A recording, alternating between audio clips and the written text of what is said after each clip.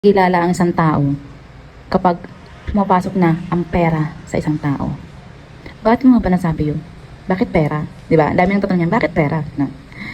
Halimbawa na lang, may nanghiram sa'yo, may nagpa-load sa'yo, tapos nagsabi lang na, ay, babalik ko yan pag ganitong araw, pagdating ng sahod ng asawa ko. Yan. Kahit sabihin pang kahit 10 piso, kahit magkano, kahit nga 5 piso, di ba?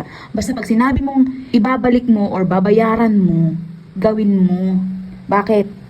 Unang-una dyan, yung taong hiniraman mo or inutangan mo or nagpaload ka sa kanya, yung tao na yun, alam mo yung unang-unang nasisira sa'yo. Tiwala. Papasok dyan yung tiwala, di ba? Tiwala na mahirap ibalik kahit sino. Once na nasira yung tiwala ng isang tao sa'yo, asahan mo, ang hirap-hirap niyan ibalik. Hindi na nga na ibabalik pa di ba? Kasi nga sinira mo.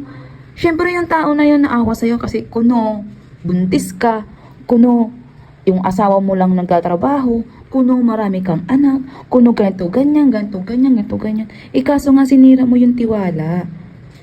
So, anong mangyayari doon? Ay, paano naman pag ganito? Nagka-emergencyhan. Tapos, wala kang ibang malapitan. Kundi siya lang. Ang paano yan? Nasira yung tiwala niya. So, paano ka? Diba? Tanga-tanga mo kasi.